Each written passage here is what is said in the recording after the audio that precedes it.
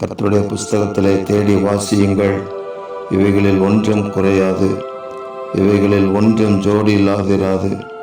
அவருடைய வாய் இதை சொல்லிற்று, அவருடைய ஆவி அவைகளை சேர்க்கும் என்று எழுதப்பட்டிருக்கிற வேத வாக்கியத்திற்காக நீங்கள் தேவாதி தேவனுக்கு கொடான கோடி ஸ்தோத்திரங்கள் உண்டாகட்டும். கர்த்தருடைய புஸ்தகத்தில் ஒவ்வொரு நாளும் தேடி வாசிப்பதற்கு ஆவியானவருடைய நிறைவும் ஒத்தாசையும் எங்களுக்கு கிடைக்க வேண்டும் என்று நாங்கள் ஜெபிக்கிறோம். கர்த்தருடைய வார்த்தை எங்கள் வாழ்க்கையில் எங்களை நித்திய ஜீவனுக்கு நேராகவும் இந்த பூமியில் உங்களுக்கென்று சாட்சிகளாக வாழவும் எங்களை வழிநடத்த வேண்டும்.